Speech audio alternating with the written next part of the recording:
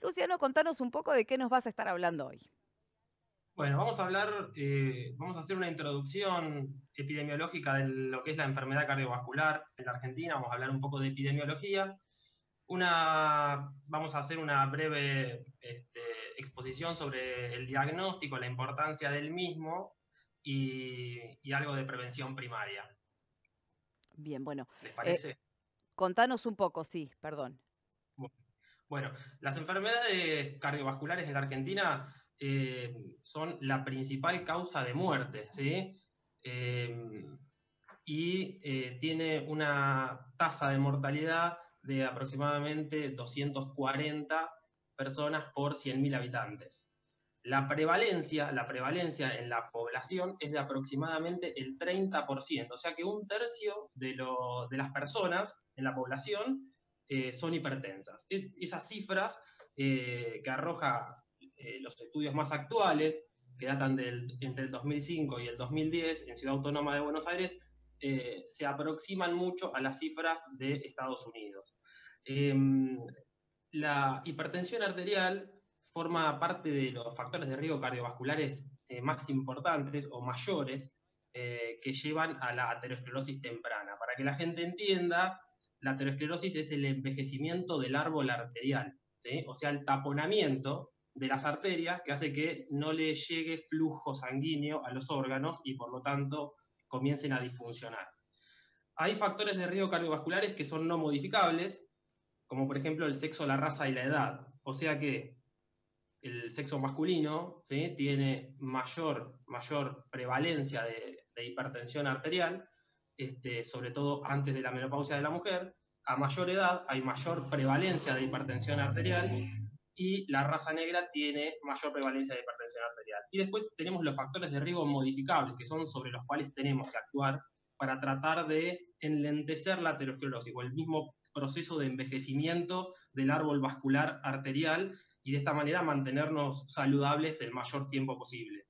Entre ellos tenemos la diabetes, la hipertensión arterial, que es lo que vamos a hablar hoy, la dislipemia o el colesterol elevado, el tabaquismo, la obesidad y el sedentarismo o la falta de ejercicio. Eh, Tanto la presión arterial sistólica como la diastólica, o sea, la máxima y la mínima, tienen una relación lineal con el riesgo cardiovascular, o sea, la posibilidad de desarrollar un evento. Con respecto a la clasificación, hipertensión arterial es presión arterial por encima de 14,9. ¿Sí? Por debajo de 14,9 sería de 13,8 a 14,9 sería normal alta. Y óptima sería por debajo de 13,8. O sea que entre 13,8 y 14,9 habría que recomendar algunos cambios en el estilo de vida, como por ejemplo consumir poco sodio, hacer ejercicio, etc. Ahora bien, la prevalencia de la hipertensión arterial, si bien aumenta con la edad, o sea, a mayor edad hay mayor posibilidad de tornarnos hipertensos, esto no es inexorablemente así, porque hay estudios en ciertas comunidades en las cuales se consume muy poco sodio, en las cuales hay muy baja tasa de prevalencia de hipertensión arterial en la población. Por eso es algo que me parece que hay que señalar. El diagnóstico de hipertensión arterial, ¿cómo se logra? Bueno, esto es sencillo, es importante tomar la presión arterial a todos los pacientes en el consultorio. Esto se puede hacer por monitoreo en consultorio, para lo cual se debe tomar un promedio de 3 tomas en el consultorio y a lo largo del tiempo. O sea, no es suficiente con una sola toma por encima de los valores habituales. Es necesario por lo menos 3 tomas a lo largo de 2 a 4 semanas. Y si no, se puede hacer el diagnóstico por un monitoreo ambulatorio de presión arterial, que eso lo pedimos bastante los especialistas en clínica médica.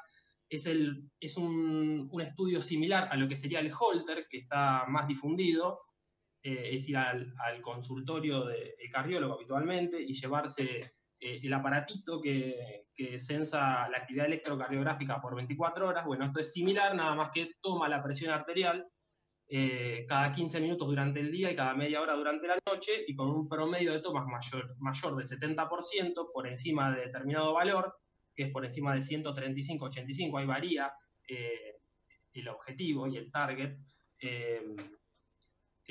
se diagnosticaría hipertensión arterial. Y también se puede hacer con monitoreo domiciliario de presión arterial, que eso se realiza con aparatos validados en domicilio. El paciente se los toma a la mañana, cuando se levanta, luego de orinar y antes de desayunar, y a la noche, antes de consumir la medicación. A lo largo del tiempo, con 14 tomas, también se puede establecer el diagnóstico de hipertensión arterial, ¿no es cierto? Ujú. ¿Qué es lo más importante del diagnóstico de hipertensión arterial? No solo el control de la hipertensión arterial, tanto por vía medicamentosa en el caso de que lo requiera, como a través del tratamiento no farmacológico, sino porque también la hipertensión arterial, hasta en un 50% de los casos, se asocia a otros factores de riesgo cardiovascular. Y esto es muy importante para hacer hincapié. ¿Por qué? Porque la sumatoria de factores de riesgo cardiovascular no generan un aumento del riesgo de que ocurra un evento adverso, ya sea un infarto, un accidente cerebrovascular o disfunción renal. La sumatoria no es aritmética, o sea, para que se entienda, si tengo 2 factores de riesgo o 3, el riesgo cardiovascular no es 2 o 3 veces mayor que la población que no presenta hipertensión arterial, que no presenta diabetes, sino que es 16 a 32 veces más probable que suceda un evento adverso. Entonces es muy importante hacer el diagnóstico de hipertensión arterial y controlar el resto de los factores de riesgo modificables. Se vio que hasta un 40% de los pacientes hipertensos tiene problemas de sobrepeso y obesidad, un 30% de los pacientes son dislipémicos y un 20% de los pacientes tienen diabetes mellitus. Entonces es muy importante hacer hincapié en esto.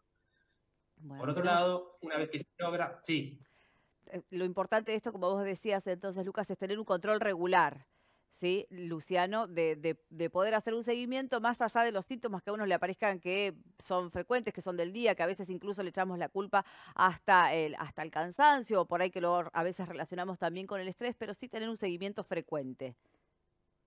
sí. Con respecto a esto que vos puntualizás, me parece importante hacer una aclaración, porque yo trabajo además en la guardia, además de mi consultorio, y hay mucha gente que viene porque refiere que la hipertensión arterial le genera síntomas. Eso es más mito que realidad. Eso es lo real. La hipertensión arterial genera síntomas en valores extremos. O sea, cuando la presión arterial está muy elevada, ¿sí?, que sobrepasa la capacidad de autorregulación cerebral, o cuando la presión es muy baja, ¿sí? Entonces no hay flujo sanguíneo cerebral y nos sentimos mareados. En el medio, lo que nos puede pasar es que tengamos dolor o que tengamos un síntoma X, porque la presión arterial es una variable fisiológica que fluctúa con todo lo que nos pasa.